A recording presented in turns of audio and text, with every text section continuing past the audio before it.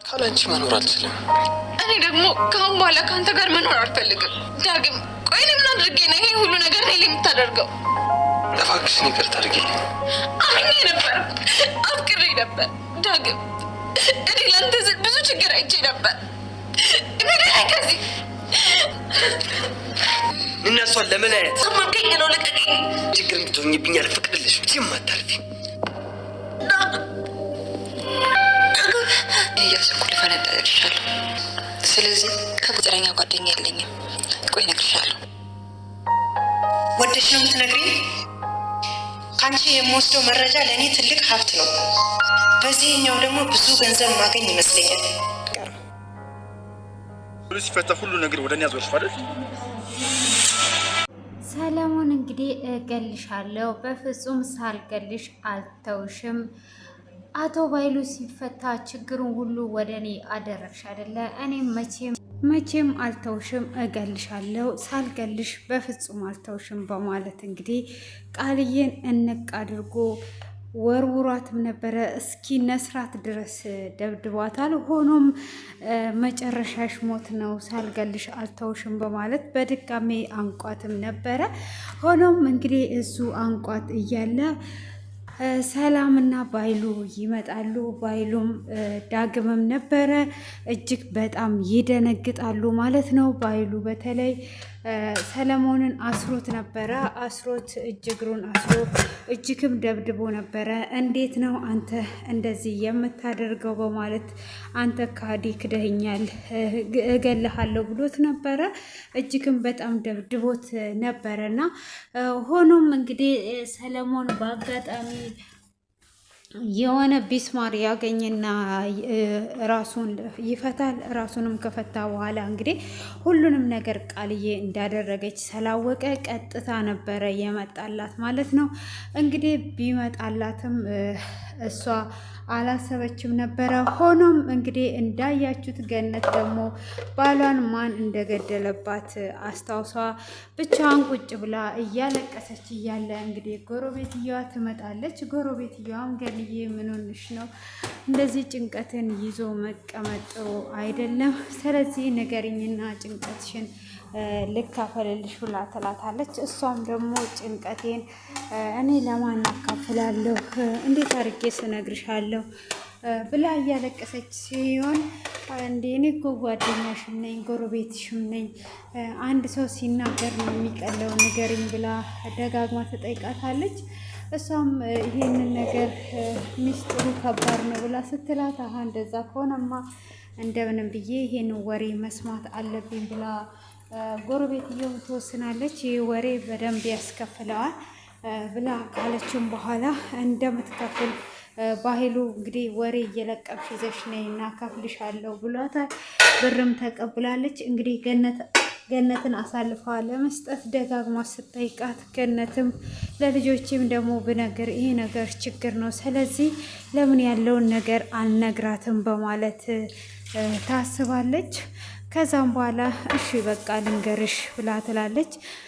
ባሌ በጣም መልካም ሰውና ጥሩ ሰው ነበረ፣ በታማኝነት የሚቆም በማለት ትነግራታለች። እሷም በምትነግራት ሰዓትና እነኚህ ወንጀል የሚሰሩትን መረጃ ሰብስቦ ለፖሊሱ ሁሉንም ነገር ሊሰጠው እንደሄደና ድንገት እንደተገደለ እሱም ስልክ ደውሎ ስልኩን እየሰማት እንደተኮሱበት ትነግራታለች።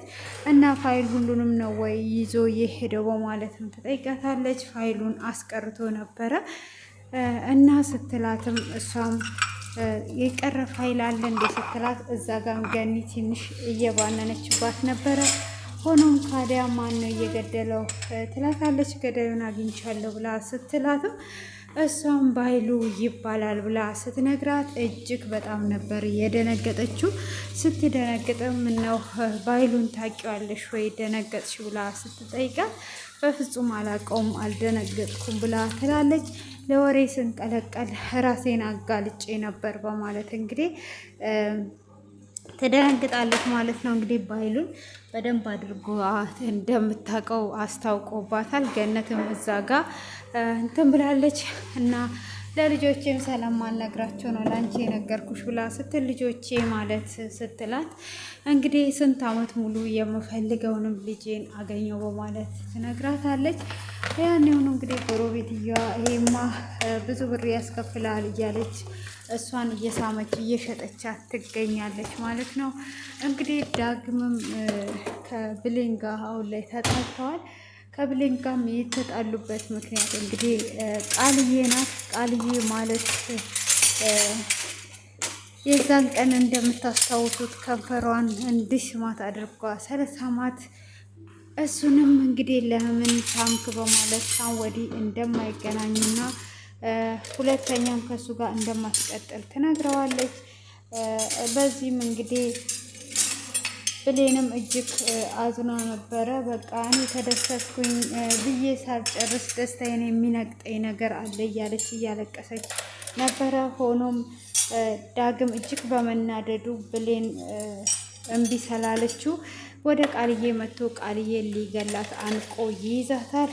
ቃልዬንም አንቆ በያዘባት ሰዓት እንግዲህ ቃልዬም እባክህን ልቀቀኝ ትገለኛለህ ብላ ስትለውም አንቺን ካልገደልኩ ሰላም አላገኝም፣ ስለዚህ አንቺን መግደል አለብኝ እያለ ጓደኛዋ ትመጣለች። ጓደኛዋን በምትመጣበት ሰዓት ጓደኛዋም አይ ዛሬ ዳግም ቆርጦ ነው የተነሳው ሊገላት፣ ከዚህ ራቅ ማለት አለብኝ በማለት እንግዲህ ቃልዬ አትርፊኝ እያለቻት እሷም መራቅ አለብኝ ብላ ትታ ትሸሻለች ማለት ነው።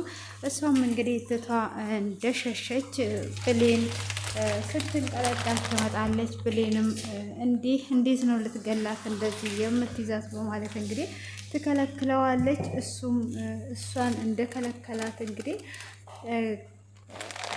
እሷ ቁጭ ብላ ካገላገለቻቸው በኋላ ቁጭ ብላ በረንዳ ላይ ባለችበት ሰዓት ቃልዬም ከዛ ስለተረፈች በፍጹም እቺ ልጅ እዚህ ቤት መኖር የለባትም፣ እሷን መገደል አለብኝ፣ በሰላም ውጭ ስላት እምቢ ብላለች። ስለዚህ አሁን ልግደላትልና መርዝ በጁስ ትመርዝና እኔ ከሰጠዋት በኋላ ብትሞት እኔን ነው የሚጠራጠሩኝ። ስለዚህ መስጠት ያለባት ብሌን ናት ብላ ታስባለች። ብሌን እንድትሰጣት ካሰበችም በኋላ እሷም እንግዲህ ሀጢ ክሎሪክስ ምኒ አደ ፎጣ ሀጢ ክሎሪክስ ምኒ ኦኬ አደ ስኔን እንት ሽልቲ አደ ወዲት ሳላ ከልቲ ምናግ انا اشوف انتي تصير في ساره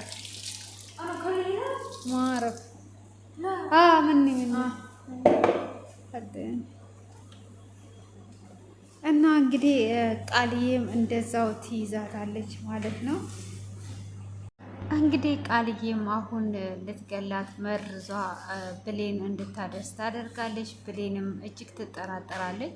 እንደትዬ ምን ልታደርጋት አስባ ነው ልትገላት አስባ ነው በማለት እንግዲህ ጥርጣሬ ውስጥ ስለነበረች አልሰጠቻትም። ሆኖም እንግዲህ ልትሰጣትም ልትጠጣ ካለች በኋላ ከዚህም በፊት እንግዲህ ሰላምን ልትገላት ብዙ ጊዜ ስለደጋገመች እሷም ትተዋዋለች ማለት ነው። ከዚህ አይነት ነገር ላይ ስኳር አንስቷል፣ ስኳር ሊጨምርበት በማለት ስኳር እንድትጨምር ታደርግና ትተዋለች። ሆኖም እንግዲህ እንደዛ ቢሆንም ሰላሙን አምልጦ እንደመጣ እንዳያችሁት ንቅ አድርጎ ይዟት ነበረ። ያንን እንግዲህ ሊገላት እንዳሰበ እነ ሰላም መተውበት እጅግ በጣም ተደናብሯል ማለት ነው። እና በጣም ነው የሚገርመው እንግዲህ ቃልዬ ክፋቷን ልታቆም አልቻለችም ማለት ነው። በዚህ አይነት ሁኔታ ውስጥ ይገኛሉ። እንግዲህ የቃልዬ ጉድ መቼ ነው የሚጋለጠው? መቼ የሚጋለጥ ይመስላችኋል? ኮሜንት ላይ